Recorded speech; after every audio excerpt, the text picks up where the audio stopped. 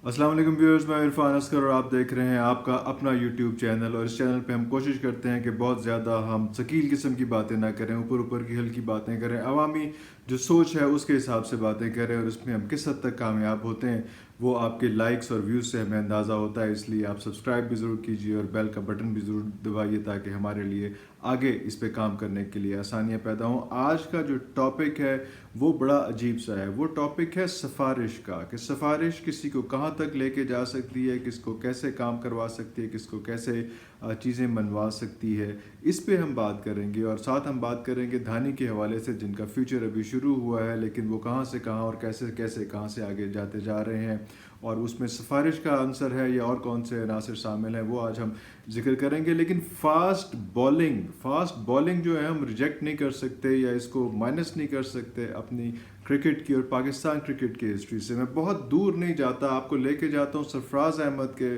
पास। जब सरफराज अहमद बॉलिंग करते थे और उनके साथ इमरान खान साहब होते थे और क्या कॉम्बिनेशन होता था और कितने मज़े से कितनी अच्छी टीम और होती थी और क्या हमारा बॉलिंग अटैक होता था। और साथ साथ जो है अक्सर सिकंदर बख्श साहब जो हैं वो भी अपने पतले से, बिल्कुल दुबले पतले से और खुले कॉलर और सारा कुछ करके वो आके बॉलिंग कराते थे। तो क्या वो दौर था जिस टाइम पे ये हमारा फास्ट बॉलिंग का स्क्वाड इतना स्ट्रांग था? और वो होते होते उसमें से बहुत से ऐसे नाम हैं जो भी हम शायद मिस कर जाएं इस डिस्कशन में, लेकिन हम फिर भी बहुत नामों को याद रखेंगे। जिस तरह से उसके बाद जो है एक दौर आया जिसमें वसीम आए, वकार आए, आकिब जावेद आए। और वसीम और वकार के हवाले से मैं आपको बताऊं कि वसीम और वकार इस किस्म की जो है वो एक आंधी तस्वुर किए जाते थे कि एक साइड से वसीम बॉल करवाते थे, एक साइड से वकार बॉल करवाते थे।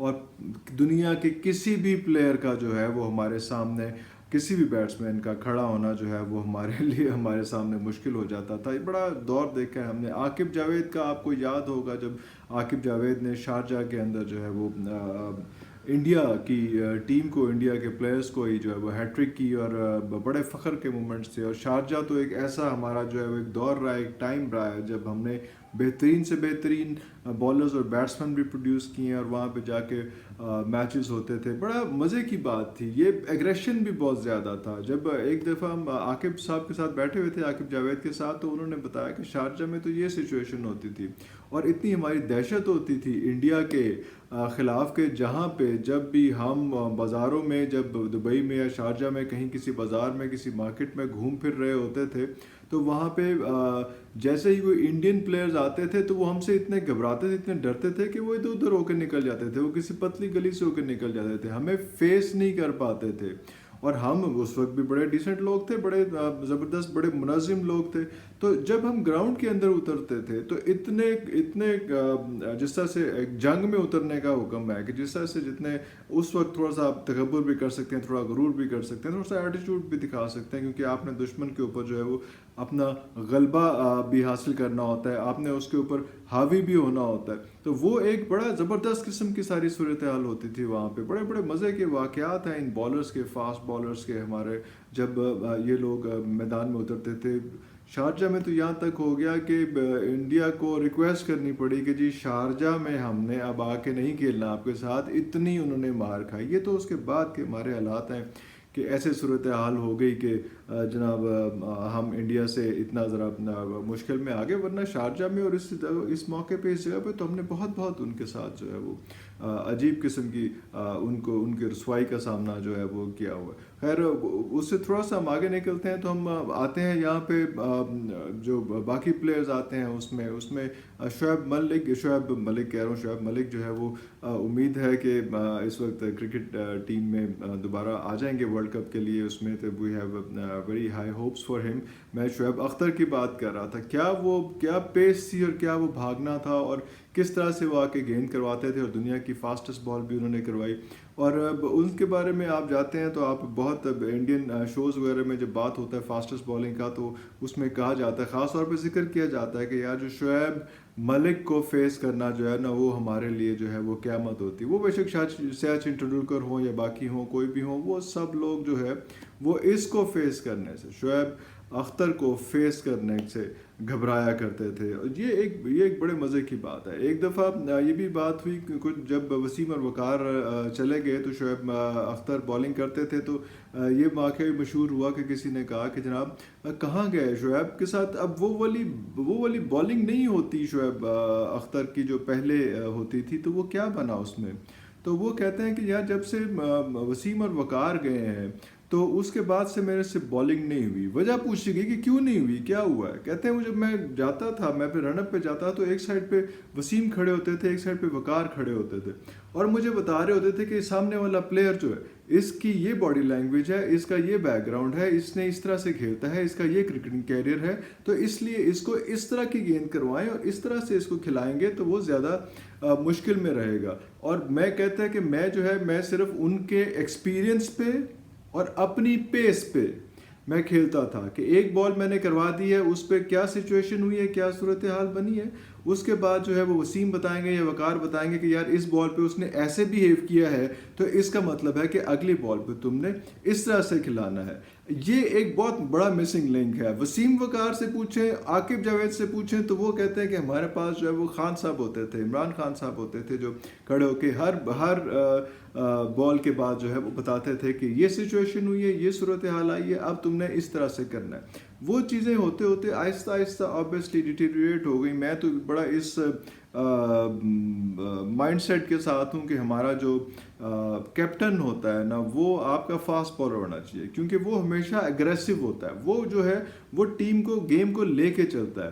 جب آپ بیٹسمین کو کیپٹن بنائیں گے تو وہ صورتحال تھوڑی سی ڈیفینسو سچویشن میں, آپ کو ایسے سمجھاؤں نا کہ ایک بالر بھاگ رہا ہے اور ایک بیٹسمین جو ہے وہ آبویسلی ایک ریسیونگ اینڈ پہ ہے, بالر نے بال کرانی ہے, اس کے بعد وہ بیٹسمین کے پاس آئے گی, پھر بیٹسمین نے اس کم ترین رسپانس ٹائم میں فیصلہ کرنا ہے کہ اس بال کو اس نے کس طرح سے کھیلنا ہے. اس کے پاس بڑا کم ٹائم ہوتا ہے, اس لیے میں تو ہمیشہ یہ ریکمینڈ کرتا ہوں کہ آپ کو چاہیے کہ جو فاسٹ بالر ہے, اور آپ دنیا میں بھی دیکھیں تو فاسٹ بالر جو ان سے ہیں وہ فاسٹ بالرز نے زیادہ اچھی کیپٹنسی جو ہے وہ دکھائی ہے. خیر ابھی ہم جو ہے وہ اپنے ٹریک سے ہٹ رہے ہیں.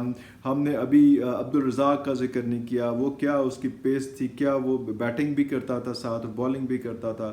ہم محمد سمیع کو بھولتے جا رہے ہیں. ابھی کچھ عرصہ پہلے تک پی ایس ایل میں اتنی زبردست, اتنی جاندار پرفارمنس جو ہے وہ اسلام آباد سے کی, پتہ نہیں کیا ہوا اس کے بعد وہ انہوں نے لینا چھوڑ دیا, لیکن کیا اس کی بیٹنگ اسٹریٹجی, بالنگ اسٹریٹجی تھی اور کس طرح سے وہ لے کے چلتا تھا, اور ہم اس کو نہیں بھول سکتے. وہاب ابھی تک آج تک جو ہے آپ اس کو نہیں بھولیں گے.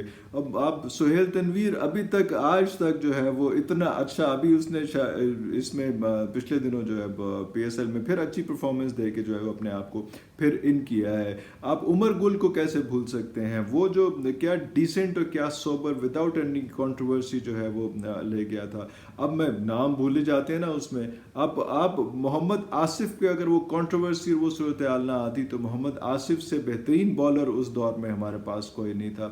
عامر اتنی ینگ ایج میں آیا اور اس نے اتنی محنت سے بالنگ کرائی, اور کیسے ہم اس کو جو ہے وہ کر سکتے ہیں. اب اس کا تھوڑا سا بیڈ پیچ چل رہا ہے, وی ہوپ اینڈ وی پرے کہ وہ اچھی پرفارمنس کرے اور دوبارہ سے ہمیں اچھی چیزیں دکھا سکے. اس کے بعد آج کے جب ہم بندوں میں عرفان جو ہے وہ, محمد عرفان کے بارے میں بڑی اچھی بات عاقب جاوید کرتے ہوتے تھے کہ یہ ایک ایب نارمل سا آدمی ہے, پتہ نہیں اس نے کبھی سیدھے بیٹھ کے کسی گاڑی میں سفر کیا ہوگا یا کبھی اس نے پورا جوتا پہنا ہوگا یا کیا کیا ہوگا, اس میں اس کے سائز کا جوتا بھی ہوگا کہ نہیں, تو یہ ایک اسپیشل آدمی, اس کو as a special child treat کریں. اس کو وہی والی فیلڈنگ یا وہی والی آپ کی بالنگ ٹریننگ بیٹنگ ٹریننگ نہ کرائیں جو باقی لوگ کر رہے ہیں. اس کی ٹریننگ اور سارا کچھ ڈفرینٹ رکھیں. ہم اپنے ٹریک سے ویسے ہٹتے جا رہے ہیں, ہم نے بات کرنا تھا سفارش پہ اور دھانی کے حوالے سے, لیکن ابھی بہت جلدی میں اس پہ بھی آتا ہوں. تو ہم لیکن بالرز کا اتنا مزہ آ رہا ہے باتیں کرنے کا بالرز کے حوالے سے کہ میں اس کو جو ہے وہ آگے لیتا جا رہا ہوں اس میں. اس کے بعد آپ شنواری جو ہے, شنواری نے کم اچھی گیندیں کرائی ہیں, اس میں کم اچھا رہا ہے. حارث رؤف کو آپ دیکھ لیں, حارث رؤف جو ہے وہ اکثر اپنی ٹیم کے لیے میچ وننگ رہا ہے. اس میں حسنین ابھی تک جو ہے تھوڑا سا ایٹیٹیوڈ کے اس کے پرابلم آ گئے, تھوڑا سا غصہ آ جاتا ہے اس کو, زیادہ جو نہیں آنا چاہیے, لیکن وہ ابھی تھوڑا سا وہ غصے میں بھائی آ جاتا ہے, چھوٹا بھائی ہے ذرا اگریسو ہو جاتا ہے, شاید تھوڑی بہت ہی ٹائپ والی سچویشن ہوگی, لیکن وہ اسے کرنا چاہیے. اس میں عمید آصف جو ہے وہ نہیں قابو آتا ہمارے پاس سے. اتنی اچھی بالنگ اور اتنی سینسیبل अभी मैं बहुत बॉलर्स के, बहुत फास्ट बॉलर्स का, इस पे हम दोबारा एक करेंगे और फास्ट बॉलर्स के एग्रेशन पे भी बात करेंगे। लेकिन अभी मैं आ रहा था धानी के ऊपर कि धानी की सिफारिश किसने कराई। अब हर बंदा यहाँ पे कोई ना कोई किसी ना किसी सिफारिश के साथ आया हुआ है, लेकिन धानी जो है, धानी इस किस्म का आदमी जिसने जब स्टार्ट किया था तो वो एक खेती बाड़ी करता था वहाँ पे, और खेती बाड़ी के उस माहौल से निकलता हुआ वो आगे आया और ट्रायल्स दिए। ट्रायल देने के लिए ना उसके पास जूते थे, ना उसके पास जुराबें थी, फिर भी उसने मेहनत की और यहाँ तक पहुँचा। और उसका जो है, उसकी सिफारिश जो है वो सिर्फ अल्लाह की ज़ात है, और वो इस तरह से अल्लाह की ज़ात के साथ, अल्लाह की ज़ात की सिफारिश के साथ वो इतना अच्छा चल रहा है। अल्लाह उसको नज़र बद से दूर रखे।